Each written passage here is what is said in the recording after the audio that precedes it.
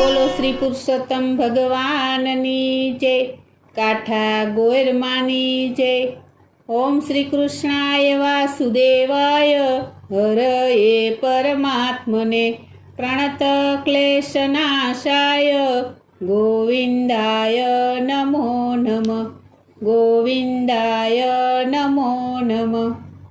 નમસ્કાર મિત્રો, આપ જોઈ રહ્યા છો આપણી યુટ્યુબ ચેનલ શ્યામાશ્યામ દર્શનમાં આપનું હાર્દિક સ્વાગત છે। અત્યારે આપણે અધિક માસ એટલે કે પુરુષોત્તમ માસમાં આપણે કથા સાંભળી રહ્યા છીએ। તો આ વાર્તા સાંભળવા મારી સાથે અંત સુધી જોડાયેલ રહેજો। તો આ વિડીયો પસંદ આવે તો લાઈક કરજો, શેર કરજો અને સબસ્ક્રાઈબ કરવાનું ભૂલતા નહીં, જેથી આવનારા બીજા વિડીયોની માહિતી આપ સુધી તરત પહોંચે। અધ્યાય 16। પુત્રનું ભાવિ જાણી સુદેવને ખેદ। સૂત પુરાણી બોલ્યા, હે મુનિ શ્રેષ્ઠો, વાલ્મીકી દ્રઢ ધનવા સમક્ષ તેના પૂર્વજન્મની જે હકીકત કહે છે તે કથા હું તમને આગળ કહું છું તે સાંભળો। સુદેવ અને તેની પત્ની ગૌતમી પુત્ર પ્રાપ્તિનું વરદાન મેળવી પોતાને ઘેર પાછા ફર્યા। થોડા સમય પછી તેની પત્ની ગર્ભવતી બની। 9મે માસે તેણે એક પુત્રને જન્મ આપ્યો। પતિ પત્ની ઘણા આનંદિત થયા। તેમણે પુત્રના કર્માદિક સંસ્કારો કરીને શક્તિ પ્રમાણે દાન પુણ્ય કર્યું। પુત્રનું નામ સુખદેવ રાખવામાં આવ્યું। પુત્ર જેમ જેમ મોટો થતો ગયો તેમ તેમ તેઓ પ્રસન્ન રહેવા લાગ્યા। યોગ્ય સમયે સુદેવે સુખદેવને યજ્ઞોપવિત આપી ગાયત્રીનો ઉપદેશ આપ્યો। આમ વૈદિક સંસ્કાર પ્રાપ્ત કરી સુખદેવ બ્રહ્મચર્ય વ્રત પાળવા લાગ્યો। મોટો થતાં ખંતને ઉત્સાહથી અભ્યાસ કરવા લાગ્યો। તેની યાદશક્તિ સારી હતી। એક વખત વાંચવાથી તેને બધું યાદ રહી જતું હતું। એકવાર તેમને ત્યાં તેજસ્વી દેવલ ઋષિ પધાર્યા। સુદેવે પ્રણામ કરીને તેમની પૂજા કરી, તેમને બેસવા આસન આપ્યું। સુખદેવે પણ દેવલ ઋષિનું વિધિપૂર્વક પૂજન કર્યું। દેવલ ઋષિને સુખદેવનો હાથ જોયો, તેઓ આશ્ચર્યમાં પડી ગયા। તેના હાથમાં છત્ર, 2 ચામર અને જળ સહિત કમળ, મધ્ય ભાગ ત્રિવલ્લીભી શોભતા હતો। હાથ જોઈ દેવલ ઋષિએ સુદેવને કહ્યું કે તારો પુત્ર ઘણો ભાગ્યવંત છે, તેનું ભાગ્ય ઘણું પ્રબળ છે, છતાં તેમાં એક દોષ છે, આને જળની ઘાત છે। તે 12 વર્ષનો થશે ત્યારે તેનું જળથી મૃત્યુ થશે।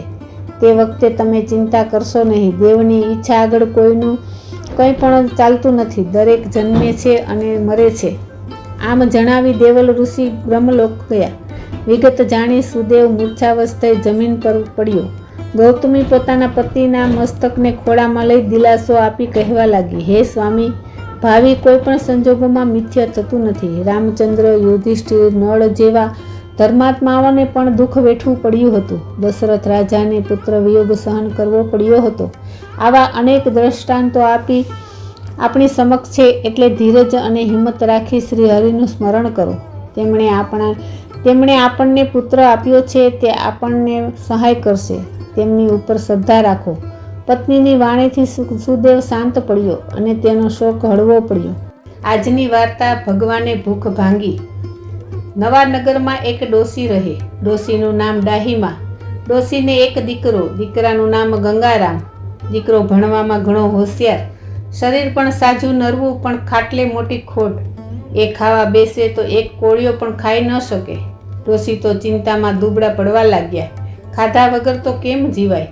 દીકરો ન ખાય તો માના ગળે કેમ ઉતરે? આમ તો ડોસીનો જીવ ઘણો ટૂંકો। પાય કરીને રૂપિયા 1000 બચાવેલા, પણ દીકરા માટે રોજ નવી નવી વાનગી બનાવે, પણ દીકરો ખાઈ જ ન શકે। ડોસી તો રોજ સવાર સાંજ મંદિરે જાય અને ભગવાનને આજીજી કરે કે હે અંતર્યામી, મારે બીજું કાંઈ જોઈતું નથી, પણ મારો દીકરો પેટ ભરીને ખાય એવું કરો।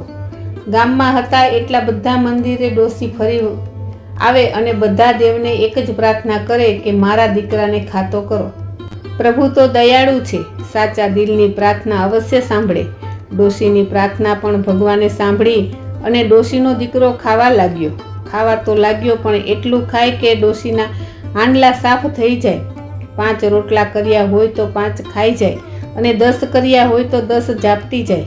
ક્યારેક તો ડોશીને ભૂખ્યા રહેવું પડે। એમ કરતાં કોઠીના દાણા ખૂટ્યા, ઘરમાં ચીજ વસ્તુ ખૂટી, ખર્ચ વધી ગયો। જેમ જેમ દીકરાની ભૂખ ઉઘડતી ગઈ તેમ તેમ ડોશીનો ડાબલો હળવો થતો ગયો। પાય કરીને બચાવેલા પૈસા વપરાઈ ગયા. દીકરાની ભૂખ ઉઘાડવા જતાં ડોશીને ભૂખ પેડા થવાનો વખત આવી ગયો. ત્યારે ડોશી ફરી મંદિરે દોડી ગયા. જઈને ભગવાનને પ્રાર્થના કરી કે હે પ્રભુ, હવે બસ કરો, ખમૈયા કરો મારા દેવ. આ છોકરો તો 10 જણાનું ઝાપટી જાય છે. હવે તો ડાબલાનું તળિયું દેખાય છે. ડાબલો ખાલી થઈ ગયા પછી હું એને ખવડાવીશ શું? મંદિરનો પૂજારી ઘણો જ્ઞાની હતો, વ્રત તપ કરનારો હતો. એણે ડોશીની વાત સાંભળી અને કહ્યું, ડોશી, કાલથી પવિત્ર પુરુષોત્તમ માસ શરૂ થાય છે. તમે ભગવાન પુરુષોત્તમનું વ્રત કરો. એ અતિ દયાળુ છે, જરૂર તમારું દુઃખ દૂર કરશે. ડોશીને પૂજારીની વાતમાં શ્રદ્ધા બેસી ગઈ. બીજા જ દિવસથી વ્રતનો સંકલ્પ કર્યો. રોજ નદીએ નાવા જાય, કાઠાગોરની વાર્તા સાંભળે, યથાશક્તિ દાન પુણ્ય કરે. વ્રત પૂર્ણ થતાં ડોશીએ બ્રાહ્મણ જમાડ્યા. દક્ષિણા આપી બીજા જ દિવસથી ડોશીનો દીકરો પ્રમાણસર ખાતો થયો. ત્યારે ડાહીમાના હૈયે ટાઢક થઈ. પુરુષોત્તમ તણા વ્રતનો મહિમા અપરંપાર. શોક સંતાપ દૂર રહે, સુખ મળે સંસાર. હે પ્રભુ, જેવા ડાહીમાને ફળ્યા તેવા વ્રત કરનાર સૌને ફળજો. બોલો પુરુષોત્તમ ભગવાનની જય, કાઠા ગોરમાની જય.